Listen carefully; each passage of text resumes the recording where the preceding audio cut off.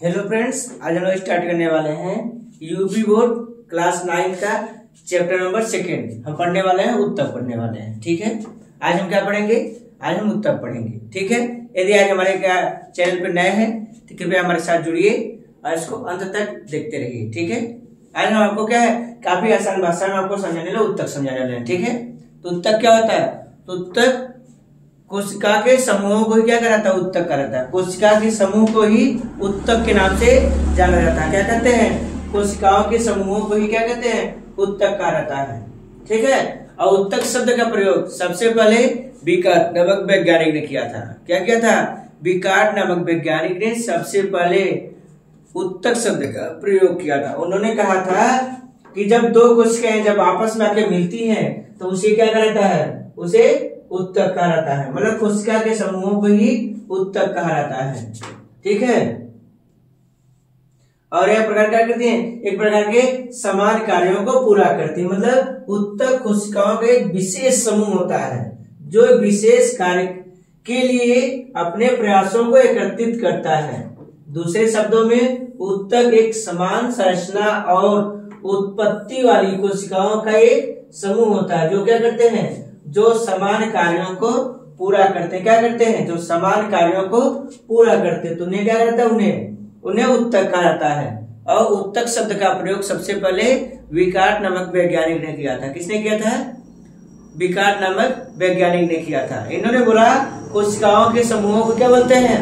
उन्हें उत्तक कहा जाता है। ठीक है, जैसे होता क्या है कि जब दो कोशिकाएं आपस एक समान कोशिकाएं जब आपस में क्या होती हैं? आके मिलती हैं। जब दो एक समान प्रकार की कोशिकाएं जब आपस में आके मिलती है तो उन्हें क्या करता है?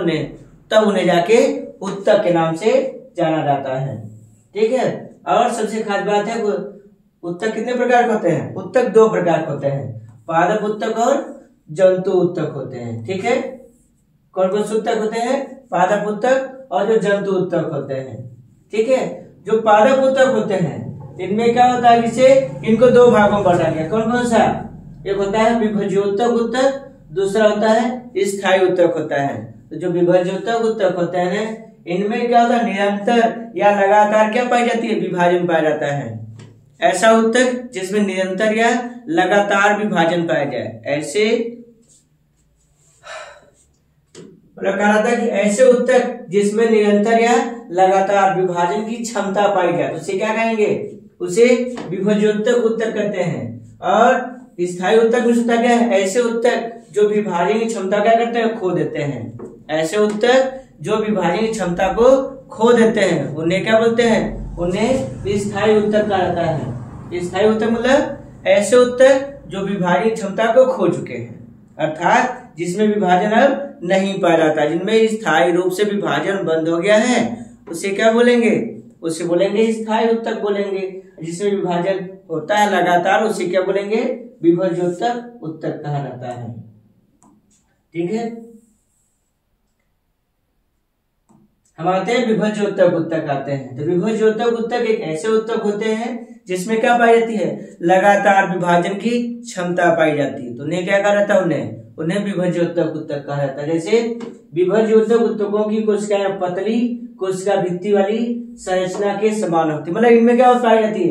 इनमें पतली संरचना पाई जाती है। ठीक है, फिर कोशिकाएं आकार में अंडाकार, गोल, बहुभुज या आयताकार हो सकती है। ठीक है, फिर इसके बाद हमने बोला है तीसरा, उत्तकों की कोशिकाएं सघन रूप से व्यवस्थित होती हैं और उनमें अंतराकोशिकीय स्थान नहीं पाया जाता है। जब इनमें लगातार विभाजन पाया जाता है तो इनमें क्या होता है? इनमें अंतराकोशिकीय स्थान मतलब होता क्या है? 2 कोशिकाओं के बीच में बना हुआ जगह, 2 कोशिकाओं के बीच में जो जगह पाई जाती है तो उसे क्या बोलते हैं?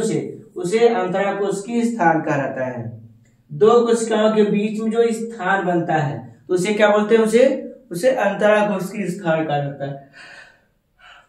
इनमें यही कहा जा रहा है कि इनमें अंतराकोशिकीय स्थान नहीं पाई जाती है। ठीक है, कोशिकाओं में प्रमुख केंद्रक के साथ सघन प्रोटोप्लाज्म पाया जाता है। इनमें क्या पाई जाती है? इनमें सघन प्रोटोप्लाज्म पाया जाता है। ठीक है, इन कोशिकाओं में रिक्तिकाएं या तो छोटी होती है या तो क्या होती है? अनुपस्थित होती है। रिक्तिका का मतलब होता है कि जो जगह खाली जो जगह होती है, तो इनमें मुख्यतः कहा जाता है कि इनमें खाली जगह नहीं पाए जाते हैं। ठीक है, ये कोशिकाएं अनिश्चित काल तक विभाजन से गुजरने में सक्षम होती, मतलब ये कहा जाए सीधा सीधा इनमें क्या पाया जाता है, इनमें लगातार विभाजन करने की क्या पाई जाती है, क्षमता पाई जाती है। क्या पाई जाएगी, इनमें लगातार विभाजन की क्षमता पाई जाती है। ठीक है, ठीक है, तो जो विभाजन की क्षमता पाई जाती है जिसमें देखते हैं, जिससे हमारे पास जो जाइलम होता है, देखिए जो अंदर की तरफ होता है ये जाइलम होते हैं और बाहर की तरफ क्या होते हैं, फ्लोएम होंगे। तो अंदर की तरफ क्या हो गया, अंदर की तरफ हो गया जाइलम और बाहर क्या हो गया, फ्लोएम हो गया। तो जो जाइलम होता है ये मृदा से मतलब मिट्टी से खनिज पदार्थ एवं जल का अवशोषण करके कहाँ पहुंचाता है, ये पत्तियों तक पहुंचाते हैं, जिससे पेड़ पौधों में क्या हो सके, भोजन बन सके। तो पेड़ पौधों में भोजन बनाने के लिए कौन जिम्मेदार होता है, जाइलम होता है। तो जाइलम क्या करता है, खनिज पदार्थ एवं जल का अवशोषण कहां से करता है, मिट्टी से। यह मिट्टी से जल और खनिज पदार्थ का अवशोषण करके पत्तियों में पहुंचा देता है। ठीक है, और इसके बाद फ्लोएम बने हुए भोजन को पत्ती से संपूर्ण भागों में क्या करता है, बांटने का कार्य करता है। तो जो फ्लोएम होता है, तो फ्लोएम क्या करता है, पत्ती से भोजन को उठाएगा और संपूर्ण भागों में क्या करता है, बांटने का काम करता है। ठीक है, और जो पित्त होती है, तो पित्त क्या जाता है, ये बीच में पाई जाती है, मध्य में पाई जाती है। ठीक है, और जो इपिडर्मिस होता है, इपिडर्मिस क्या करता है, इपिडर्मिस सबसे बाहरी क्या होती है, परत होती है। ठीक है, और जो कैम्बियम होता है, कैम्बियम रिश्ता क्या है, जाइलम और फ्लोएम के समूह को क्या बोलते हैं, कैम्बियम कहा जाता है। ठीक है, और कार्डिक्स क्या होता है, तो कार्डिक्स में रिश्ता क्या है, इसी कुछ क्या होती है। अब जो धीरे धीरे क्या होते हैं, उनमें केंद्रक हटने लगता है और ये मृत की दशा में हो जाते हैं। ठीक है,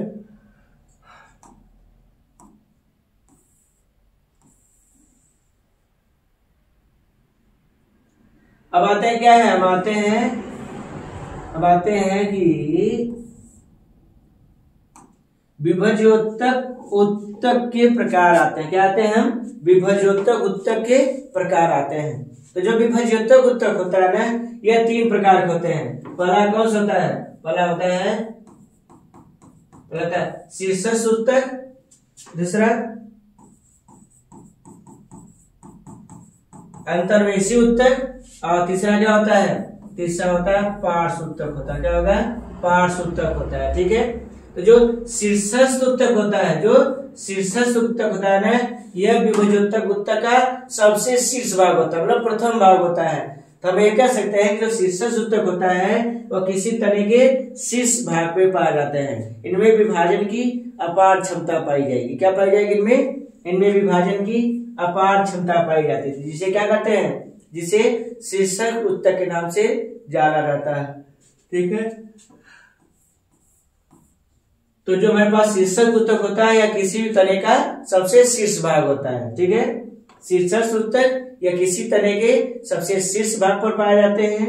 इनमें लगातार विभाजन करने की क्षमता पाई जाएगी। क्या पाई जाएगी, इनमें विभाजन करने की अपार क्षमता पाई जाती है, जिसके कारण क्या होता है, पौधे का क्या होता है, वृद्धि होता है। पौधे की जो लंबाई में क्या होता है, पौधे की लंबाई बढ़ती है। ठीक है, पौधे की लंबाई में क्या होता है, वृद्धि होता है।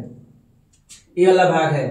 ठीक है, और जो इंटरग्रेड जो अंतर्वेशी होते हैं, तो अंतर्वेशी क्या होता है, या क्या होती है, शाखाओं के विकास से जिम्मेदार होते हैं। इनसे क्या निकलती है, इनसे निकलती है जैसे शाखा हो गया, पत्ती हो गया, फूल हो गया, तो कहां से आते हैं, वो अंतर्वेशी भाग से आते हैं। तो अंतर्वेशी पौधे की वह भाग होती है, शाखाओं की मतलब कि पौधे की वह भाग होती है जहां से क्या निकलती है, जहां से शाखाएं निकलती। क्या निकलेंगी, जहां से शाखाओं का विकास होता है। तो उसे क्या बोलते हैं, उसे बोलते हैं अंतर्वेशी कहा जाता है। क्या बोलते हैं, अंतर्वेशी कहते हैं। तो अंतर्वेशी क्या होता है, विभज्योतक उत्तक का वह भाग होता है जहां से पौधों में क्या आती हैं, शाखाएं आती हैं, पत्ती आएंगे, पुष्प आते हैं, तो उन्हें क्या बोलेंगे, अंतर्वेशी कहा जाता है। फिर आते हैं पार्श्व आते हैं। तो पार्श्व का मतलब क्या है, ये सबसे निचली भाग होते हैं, वाला जो भाग नहीं होता है इसको पार्श्व कहा जाता है, जिसके कारण इनमें क्या आता है, इनमें मोटापा आता है। क्या आता है, पौधे में मोटापा आता है। पौधे क्या होता है, मोटे होते हैं, मोटाई। ठीक है, मोटाई की बात हो, जब आप कभी भी जब आपसे मोटाई की बात हो तो आप क्या समझेंगे, आप पार्श्व उत्तक समझेंगे। ठीक है, यदि आपसे कहा जाए कि पौधे में क्या आ रहा है, शाखाएं निकल रही है, पुष्प आ रहे हैं, फूल आ रहे हैं, ठीक है, नई नई ब्रांचेस आ रही है, पत्तियां आ रही है, तो क्या समझेंगे आप किसकी बात हो रही है? अंतर्वेशी उत्तक की बात हो रही है आपसे। यदि कहा जाए कि पौधे की लंबाई निरंतर लगातार बढ़ रही है, तो लंबाई का मतलब क्या हो गया? हो गया शीर्षस्थ उत्तक हो गया। लंबाई मतलब शीर्षस्थ उत्तक हो गया, ठीक है। और शाखाएं हो गया तो अंतर्वेशी उत्तक हो गया, ठीक है। अब मोटाई हो गया तो मोटाई मतलब पार्श्व उत्तक की बात हो गया। किसकी बात हो रही है? पार्श्व उत्तक की बात हो रही है, ठीक है।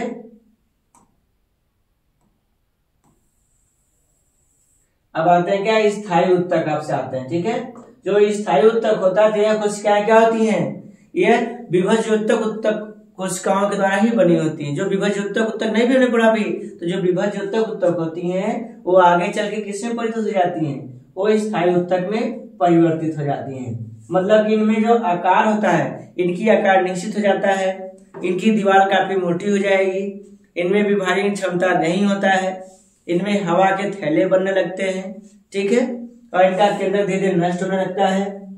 और ये मतलब सीधा सीधा कहा जाए तो ये किधर तक बढ़ने लगती हैं? ये मृत की ओर बढ़ने लगती हैं। मतलब ये कोशिकाएं कर जाती हैं, ये कोशिकाएं मृत होने लगती हैं। क्या होने लगेंगी? मृत होने लगते हैं,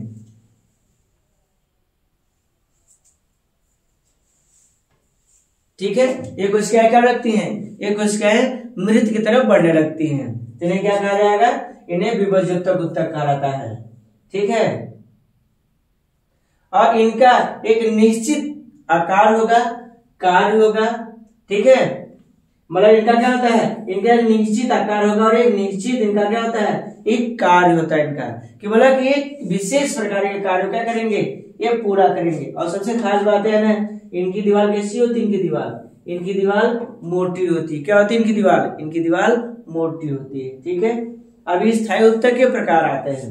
तो स्थायी उत्तक कितने प्रकार के होते हैं? दो। एक होता है सरल स्थायी उत्तक और दूसरा होता है जटिल स्थायी उत्तक होता है। क्या होगा? सरल स्थायी उत्तक और जटिल स्थायी उत्तक होते हैं, ठीक है। तो चलिए हम पढ़ते हैं सरल स्थायी उत्तक पढ़ते हैं। तो सरल स्थायी उत्तक एक समान उत्पत्ति, संरचना और कार्य वाली कोशिकाओं से क्या होते हैं? बने होते हैं। तो जो सरल स्थायी उत्तक होता है, इनकी जो समान उत्पत्ति हुआ है, इनकी समान संरचना होती है और क्या होते हैं? ये समान कार्य वाले कोशिकाओं से क्या होते हैं? बने होते हैं। और ये उत्तक कितने प्रकार के होते हैं? यह 3 प्रकार के होते हैं। कौन कौन सा? मृदुत्तक, स्थूलकोण, दृढ़ोत्तक होते हैं, ठीक है।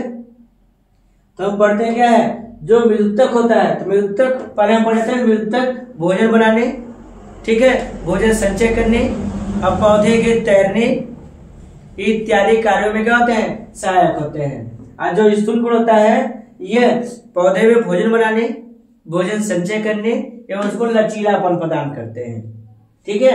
और जो दृढ़ोत्तक होता है, तो दृढ़ोत्तक मुख्यतः ये बीजों में पाया जाता है। कहाँ पाई जाएगी? ये मुख्यतः बीजों में पाया जाता है, जो बीज का बाहर का आवरण बनाता है। जैसे हम बात करें, जैसे धान हो गया, तो धान के बाहर जो आप भूसी आप देखते हैं, ठीक है। नारियल के बाहर का जो आप छिलका देखते हैं, ठीक है, तो सब किसके अंतर्गत आते हैं? वो दृढ़ोत्तक उत्तक के अंतर्गत ही आते हैं, ठीक है। तो चलिए हम इसको पढ़ते हैं। आते हैं मृदुत्तक उत्तक आते हैं। क्या आते हैं? हाँ, मृदुत्तक उत्तक आते हैं, ठीक है। तो जो मृदुत्तक उत्तक होता है, यह सभी प्रकार के पादप में क्या पाया जाता है? सबसे आसान तरीके से पाया जाता है, ठीक है। इसमें पतली दीवार वाली क्या जीवित कोशिकाएं पाई जाती हैं। क्या पाई जाएंगी इनके पास? इनके पास जीवित कोशिकाएं पाई जाती हैं, ठीक है। कोशिकाएं आइसोडायमेट्रिक है, ठीक, अर्थात सभी ओर क्या समान रूप से विस्तारित कोशिकाओं के बीच अंतराकोशिकीय स्थान मौजूद होता है। मतलब इनके पास धीरे क्या होगा? इनके पास अंतराकोशिकीय स्थान बनने लगते हैं, लेकिन ये मल्टीन्यूक्लिएटेड होते हैं। मतलब इनके पास केंद्रक क्या होते हैं? इनके पास केंद्रक पाए जाते हैं, ठीक है। और इनके कार्य के हिसाब से, इनके कार्य के अनुसार से इनके क्या होते हैं? आकार इनके बदलते रहते हैं। क्या होते हैं इनके आकार? इनके आकार बदलते रहते हैं, ठीक है। और तो श्योर सी बात है, यदि कोई पौधा होगा तो उसके बाहर की जो झिल्ली पाई जाती है, वो झिल्ली किस चीज की बनी होती है? वो तो बनी होगी कोशिका भित्ति की बनी होती है ना।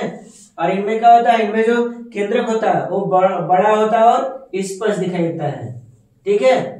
और यह पत्तियों और हरे क्षेत्र में इन कोशिकाओं में क्लोरोफिल होता है, और इनमें क्लोरोफिल होगा। और ये कहाँ पाए जाएंगे? एक कोशिकाओं में पाए जाते हैं और ये क्लोरीन काइमा कहलाता है। इसको क्या बोलते हैं? इसको इंग्लिश भाषा में क्लोरीन काइमा के नाम से जाना जाता है।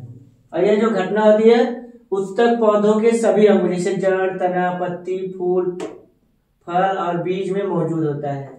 यह पौधों के कोमल भागों जैसे जड़ के वलकुट, तनों के जमीनी उत्तक और पत्तियों के मेसोफिल में प्रचुर मात्रा में पाया जाता है। यह जाइलम और फ्लोएम में मज्जा और पैकिंग उत्तकों में भी सहायक होता है। क्यों? क्योंकि जो ये मृदुत्तक उत्तक होता है ये कितने प्रकार के होते हैं? ये 3 प्रकार का होता है। कौन कौन सा? क्लोरीन काइमा, ठीक है,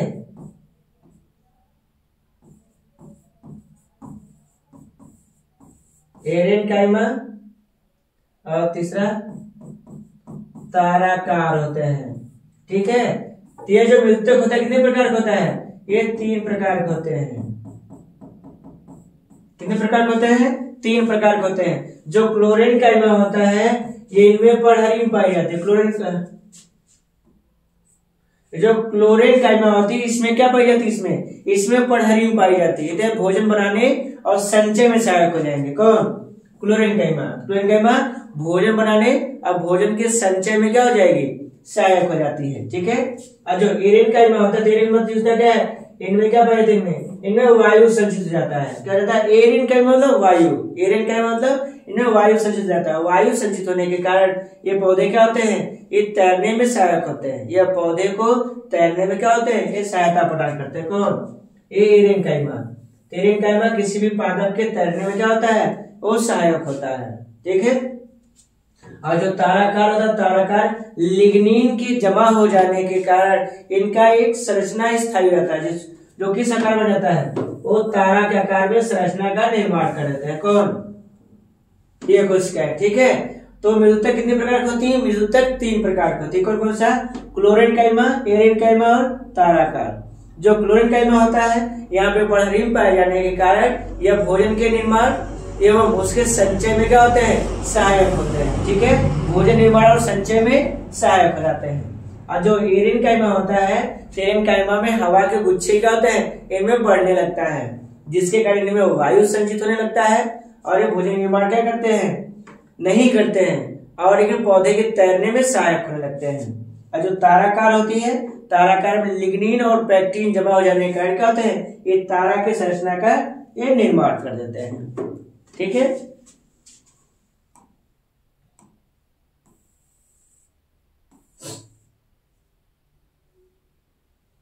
अब आते हैं क्या है? मृदुत्तक उत्तक के कहा जाते हैं। ठीक है, तो यहाँ पे क्या है? पैरेनकाइमेटस उत्तक का मुख्य कार्य, जैसे आलू हो गया, कंद हो गया, कार्टेज, ये भोजन मतलब कि संचित करने का ये काम करते हैं। ठीक है, तो हमने आपको बताया ना कि इसमें क्या होता है? जैसे इनमें पड़हरी पाई जाती है, जैसे इसमें गोद नहीं हो गया, सब चीजें, ये सब चीजें क्या है? इनमें स्टोर करने की क्या पाई जाती है? इनमें क्षमताओं का विकास होता है। ठीक है, तो यदि आप हमारे साथ यदि नए हैं तो इसका स्क्रीनशॉट लेकर आप इसको पढ़ते रहिए। ठीक है, जिससे आपको क्या है? पढ़ने में काफी ही मददगार होगा। ओके, फिर आते हैं स्थूल कोड आते हैं। हमने भी आपको बताया कि जो स्थूल कोड होती है ना, तो स्थूल कोड क्या होता है? तो स्थूल कोड एक ऐसी कोशिकाएं होती हैं जिसमें क्या होता है? इनमें ये लगभग देखा जाए तो चित्र के हिसाब से, या इनका जो डायग्राम में चित्र होता है वो किसके समान होती है? और मृदुत्तक उत्तक के ही चित्र के समान होती है।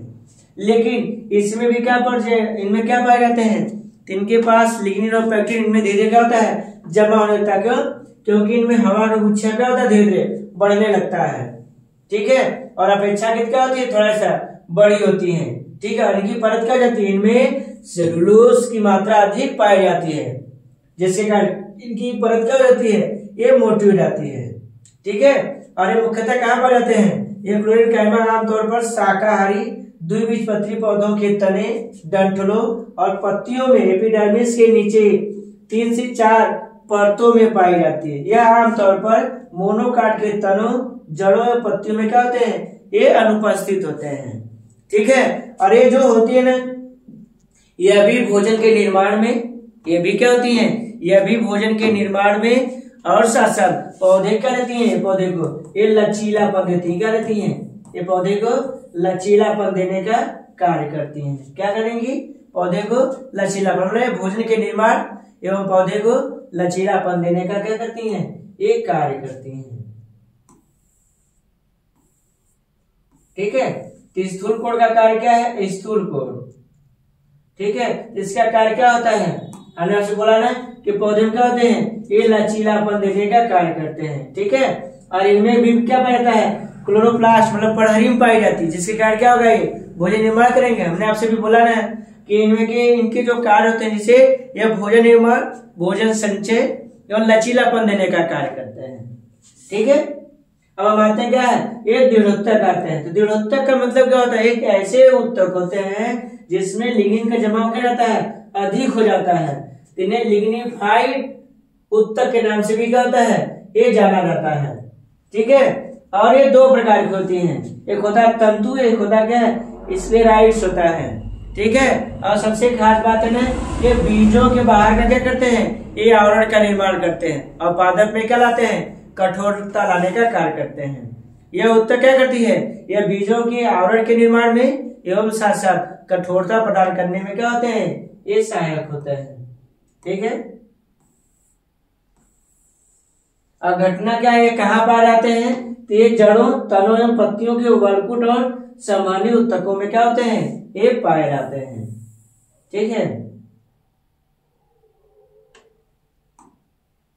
अब आते हैं इनके कार्य आते हैं। तो मुख्य कार्य पौधों के यांत्रिक सहायता प्रदान करता है। ठीक है, यांत्रिक सहायता क्या है? उसको सीधा खड़ा रखने में उसको क्या करते हैं? उसकी मदद करते हैं। फिर द्वितीयक जाइलम में मौजूद होने पर वे संचालन मदद करते हैं। संचालन सहायता क्या है? स्थानांतरण में, मतलब एक स्थान दूसरे स्थान पहुंचाने में क्या होंगे? ये सहायक होते हैं। बीजों और फलों की सतह पर मौजूद सतही तंतु फैलाव में क्या होते हैं? ये सहायक होते हैं। ठीक है, अब आते हैं स्क्लेरिड्स। क्या होता है? इन्हें स्टोन सेल या ग्रीट सेल के नाम से भी जाना जाता है। ठीक है, ये कैसे होते हैं? मतलब कि इनमें लिग्निन पाई जाती है। लिग्निन क्या होता है? तो लिग्निन क्या होता है? Plant cement. लिग्निन मतलब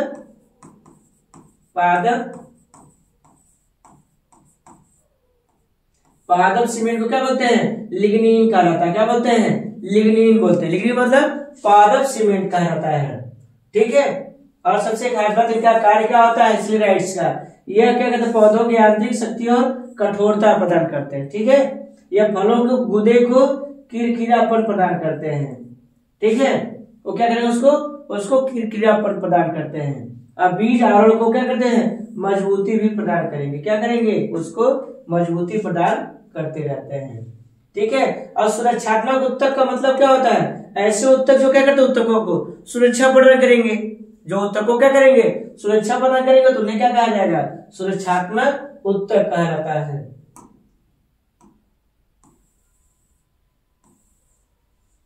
अब आते हैं बाह्य त्वचा आते हैं। बाह्य त्वचा में होता क्या? एपिडर्मिस की बात है ये। ठीक है, तो जो हमारे पास ये वाला जो भाग होता है, ये वाला भाग, तो इसको क्या बोलते हैं? इसको एपिडर्मिस कहा जाता है। और ये एपिडर्मिस क्या होती है? ये बाहर से क्या करती है? इनकी सुरक्षात्मक आवरण का क्या करती है? ये कार्य करती है। ठीक है, इन्हें हम गार्ड कोशिका के नाम से भी जानते हैं। क्या जानते हैं इसे हम गार्ड कोशिका के नाम से भी जाना जाता है। ठीक है, तो ये एपिडर्मिस था। ठीक है, और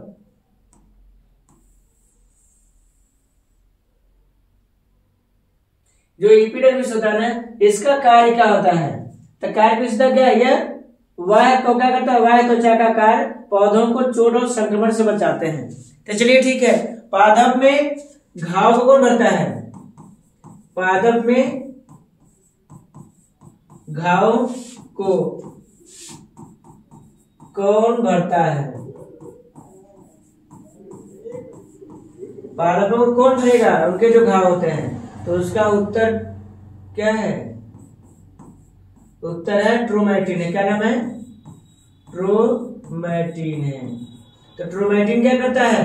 तो ट्रोमैटिन पादप में घाव को भरने में क्या होता है? सहायक होता है। ट्रोमैटिन पादप में घाव को भरने में क्या होता है? सहायक होता है। पादप में घाव को कौन भरता है? तो पादप में घाव को क्या कौन भरता है? ट्रोमैटिन भरता है। ठीक है, यदि पौधे को चोट लग गया तो उसको कौन भरेगा? ट्रोमैटिन नामक क्या है? एक पदार्थ होती है जो निकलेगी और घावों को भरने में क्या करेगी? मदद करता है। ठीक है, और यह वाष्पोत्सर्जन को भी क्या करता है, ये सुगम बनाता है। और साथ साथ एक गैसीय विनिमय में क्या होंगे, सहायक होंगे, मतलब हवा के आदान प्रदान में सहायक होते हैं। ठीक है, अब आते हैं कारक आते हैं। तो ठीक है, तो कारक क्या होता है, तो पौधों के शरीर में कारक का कार्य सुरक्षा प्रदान करना होता है, और इनको चोट वोट न लगने पाए तो उससे क्या करता है, पौधे की सुरक्षा प्रदान करता है। और साथ साथ इनसे क्या होता है, पौधे से अधिक मात्रा में जल की हानि को भी क्या करता है, बचाता है। ठीक है, ये आग नहीं पकड़ते, जो कारक होती है ये बहुत जल्दी क्या होते हैं, एक कार्य नहीं करते, इसलिए इनका उपयोग क्या करते हैं, इंसुलेशन का जो फर्श बनती है उसमें इसका क्या करते हैं, इसका उपयोग कर लेते हैं। ठीक है, अब कारक का उपयोग खेल के समान जैसे shuttlecock, table tennis, paddle, cricket, गेंद आदि बनाने के लिए भी क्या करता है, इनका किया जाता है। ठीक है, अब आते हैं जटिल उत्तक आते हैं, क्या आते हैं, जटिल उत्तक आते हैं। तो जटिल उत्तकों में समान उत्पत्ति की विभिन्न प्रकार की क्या होती है, कोशिकाएं होती हैं। ठीक है, अब कार्य के हिसाब से इनको कितने भागों में बांटा गया, इनको दो भागों में बांट दिया गया, एक होता है जाइलम, दूसरा होता है फ्लोएम होता है। ठीक है, जो जाइलम होता है, तो जाइलम को कौन भाषा में क्या बोलते हैं, इसको बोलते हैं दारू उत्तक कहा जाता है। क्या बोलते हैं इसको दारू उत्तक कहा जाता है। ठीक है, इनमें दिशात्मक गमन पाई जाती है, दिशात्मक गमन इनमें पाया जाता है। कैसे गमन पाया जाएगा, इनमें दिशात्मक गमन पाया जाता है। दिशात्मक गमन का मतलब होता क्या है, एक दिशा में गमन करना। क्या करना, एक ही दिशा में गमन करना, तो उसे क्या कहा जाएगा, दिशात्मक गमन कहा जाता है। दिशात्मक गमन मतलब इनमें एक ही दिशा में क्या होती है, इनमें गमन पाई जाती है, तो दिशात्मक गमन हो गया। और दिशात्मक गमन के कारण क्या होता है, ये क्या करते हैं, मृदा से खनिज पदार्थ एवं जल का अवशोषण करेंगे। क्या करेंगे, ये खनिज पदार्थ एवं जल का अवशोषण करके ये पत्तियों तक, तनों तक पहुंचाते हैं, जिससे क्या बन सके, भोजन बन सके। क्या बन सके, इनमें भोजन बन सके। ठीक है, तो जाइलम का काम क्या होता है, यह एक प्रकार की क्या होती है, संवहन उत्तक होती है। क्या होती है, इन्हें संवहन उत्तक के नाम से भी जानते हैं। संवहन उत्तक का मतलब होता क्या है, ऐसे उत्तक जो भोजन के स्थानांतरण में क्या होते हैं, जब भोजन बनने जाता है तब उसमें सहायक होना, या मतलब कि किसी प्रकार के पदार्थों क्या करना है, बांटने में सहायक होते हैं। ठीक है, और जो जाइलम होता है ना, जाइलम में क्या होती है, इनमें अनेकों कोशिकाएं पाई जाती हैं। क्या पाई जाएंगी, इनमें अनेकों कोशिकाएं पाई जाती है। तो ये चार प्रकार की होती है, सपोज है सीधा सीधा कहा जाए तो। ठीक है, इनमें चार प्रकार से वाहिकाएं, ठीक है, फिर इसके बाद वाहिनिकाएं, जाइलम उत्तक, फिर इसके बाद जाइलम तंतु होता है। मतलब वाहिकाएं, मतलब इनके पास चार पाई जाती है। कौन सा, वाहिनिकाएं पाई जाती हैं। तो वाहिनिकाएं क्या होती हैं, चलिए देखते हैं वाहिनिकाएं क्या है। तो ये बिल्कुल लंबे होते हैं और इनके सिरे पतले होते हैं, कुछ हद तक ये लंबी खाली ट्यूब की तरह होती है। लिग्निन के जमा हो जाने के कारण इनकी दीवारें क्या रहती है, बहुत मोटी हो जाती हैं। तो जो वाहिनिकाएं होती हैं ये कुछ मोटी हो जाती हैं। ठीक है, और इनका काम क्या होता है, इनका काम होता क्या है कि जो जल हो गया, ये सब चीजों क्या होते हैं, इनके स्थानांतरण में क्या होते हैं, ये सहायक होते हैं। मतलब वाहिनिकाएं का कार्य पानी का संचालन करना और पौधों के करता है, ये यांत्रिक सहायता प्रदान करेंगे। क्या करेंगे, यांत्रिक सहायता प्रदान करते हैं।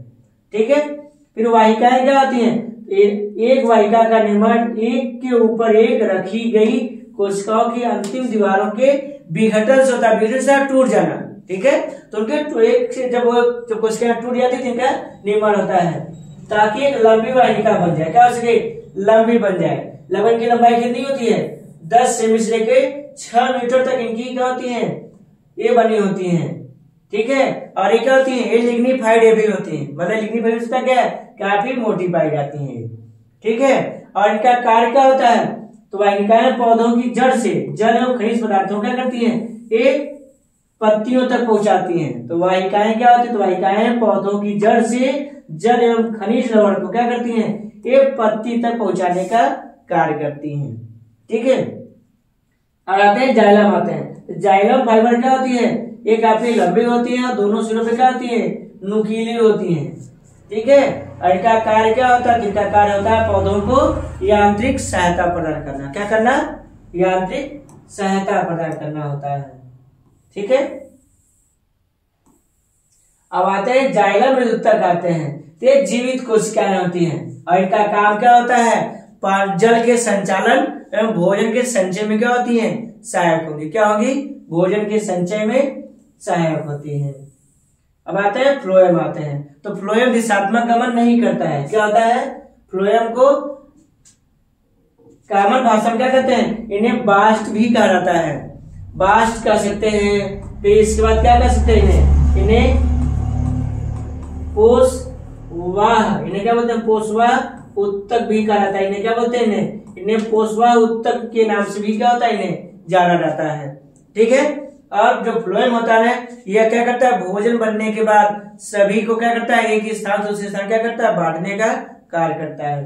तो फ्लोएम वह उत्तक होती है जो भोजन क्या करती है, भोजन के स्थानांतरण में सहायक होगी। क्या होगी, भोजन के स्थानांतरण में सहायक होती है।